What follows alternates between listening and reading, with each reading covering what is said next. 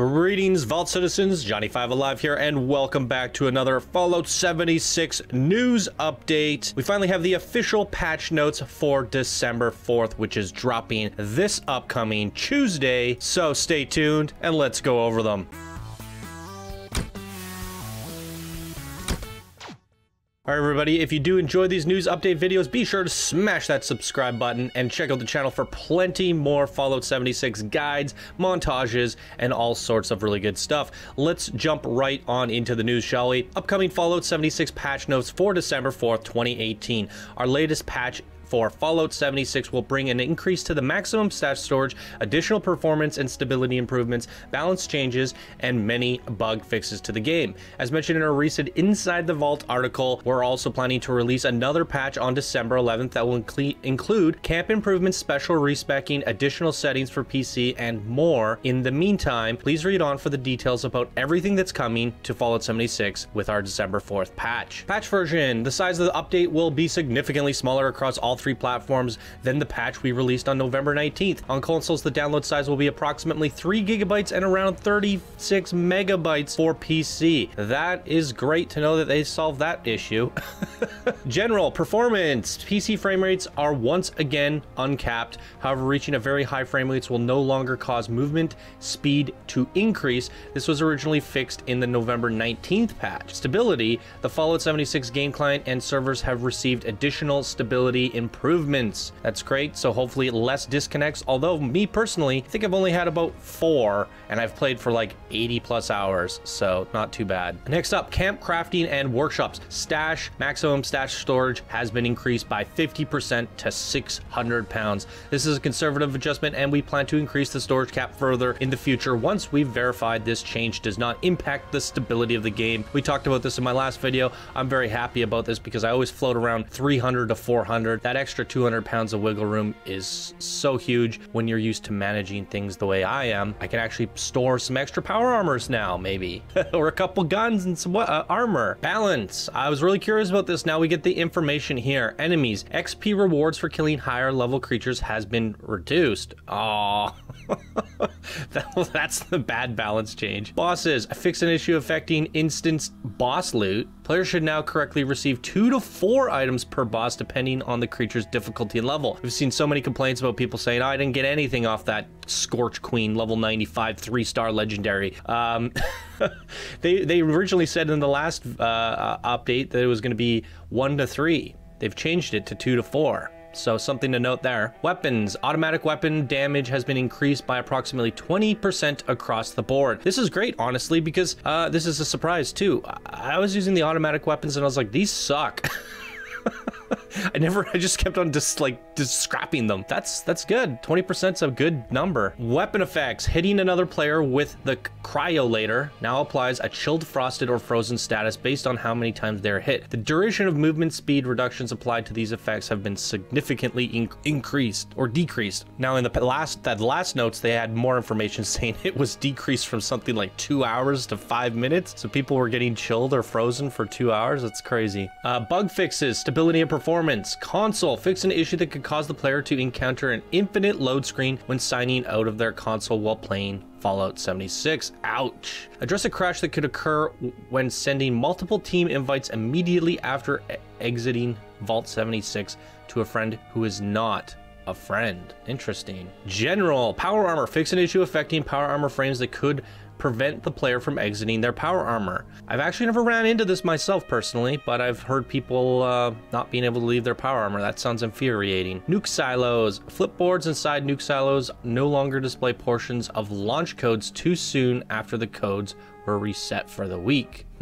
Camp workshops and crafting: moving camp locations now correctly move standalone items built by the player into the build menu store tab. This is freaking huge. I decided to move my camp and I lost everything. Nothing went into my stored tab, not a single thing. I had to rebuild everything with my own materials all over again. That is a good thing to hear. And then the next time I moved my camp, I manually stored every piece one by one. Oh boy, that's a good one for me. Although I did just set up a new camp and I can't wait to show you guys. It's amazing. Workshops on PS. Flyers will no longer appear to float in midair when attempting to connect two or more objects. Turrets will no longer become invisible if the player is not present at their camp when their turrets are destroyed. Perk cards. Ranking up perk cards will no longer cause a duplicate card to appear. I had that one a few times. I was like, oh, I guess I got 2 3-star cards now. But it actually noticed when I logged in next that it fixed itself. So maybe it's fixed in terms of the visual for the current session, but technically it wasn't a permanent thing. Social teams. Fixed an issue that could prevent a team from being correctly formed in game world after creating the team on the main menu when both players are using new characters.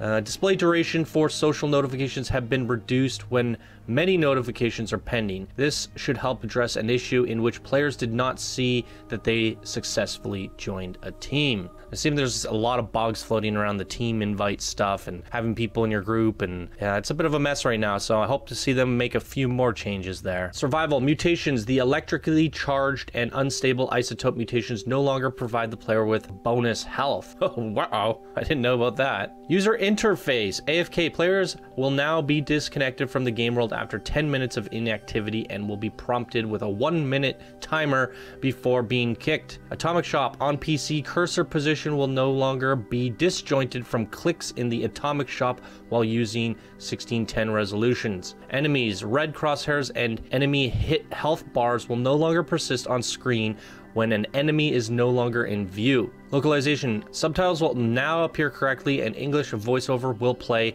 for game clients in languages that do not have their own localized voiceover when listening to a holotape or interacting with robots. Now, to touch on that, I don't know if this is still happening, and I don't know if you guys have experienced this, but every time I pick up a holotape, it's just static. I gotta go in the inventory and figure out which one I picked up. I basically just stopped playing holotapes. And this has been happening to me since day one, so I've never really listened to a single holotape. That's unfortunate for a game that's just has holotapes. Pip-Boy. Fixed an issue that could cause duplicate data to appear in the Pip-Boy's stat and effects interface. Okay. Respawn. Dying while severely over-encumbered will no longer remove all map markers when attempting to respawn. Instead, the player now respawn at the nearest discovered map marker. Quest tracker. Quest objective notifications will no longer appear for inactive quests immediately upon connecting to a world. Okay, so that's all the patch notes, guys. A lot more details than we saw in the last Inside the Vault article, although I was hoping to see a little bit more information. They kind of covered everything they covered before. The balance was just like, we're giving you less EXP. We're giving you more loot. They mentioned that before. It's slightly higher number this time, and the weapon damage is increased on weapons by 20%. I would like to see more balance because I'm feeling really strange about this game. Like, basically nothing's ever killed me other than like my own stupid mistakes. I'm standing in a radiation or something. I wasn't looking at my health bar and I let the radiation kill me. Generally speaking, I feel like, you know, there's not a lot of dangerous enemies. I feel like they could increase the difficulty and things like that. I want to see a lot more balance come to the game personally, a lot more challenge, but that could also come with content updates in the future. But I am generally feeling like the game's not overwhelmingly challenging, and I really like a punishing video game. So that's coming from a person that used to play Fallout 2 on brutal difficulty. So I like my difficulty. Stability performance improvements to the server. That's going to be great for everybody. Fixing bugs with the power armor. Yeah, it's all pretty like middling stuff. Nothing where I'm like jumping out of my seat in terms of updates and like a new content, I guess. We have the stash limit to look forward to. And obviously the camp, actually storing your camp items when you move your camp is huge. So that's like a big bug fix for me. It's a step in the right direction. I still think they have so much more to do. It is what it is. So I'm excited about this patch. I'm excited to put the stash limit. It makes playing next Tuesday exciting again. How long can I play before my stash fills up, and what can I store now? I can go on a journey to collect 4 or 5 different kinds of power armor sets. I've always wanted to do that, but I didn't have the 50 pounds of extra carry weight. Now I can store different types of power armor. So for me, jumping in on Tuesday is exciting because of that stash increase, because I can go get more power armor, and also consider collecting different sets of actual armor for my character and maybe store a couple weapons away. I'd love to know what you guys are going to do with that extra 200 pounds of stash. Let me know your thoughts down in the comments below. What are you looking forward to on this patch the most? Is there a bug here that's been driving you nuts that is being fixed? Love to hear your thoughts. Yeah, be sure to check back in next week, guys, because I'll be covering the patch notes for December 11th in full detail. I don't have any further thoughts on this one here today, so a shorter video from me here. We already kind of went over all my thoughts in the last video, so that's going to do it for this news update video, everybody. Patch 1.02. Thank you guys so much for watching. If you enjoyed, smash that like button, subscribe for more Fallout news and videos, and thank you guys so much for watching. I will see you in the next video. Bye now.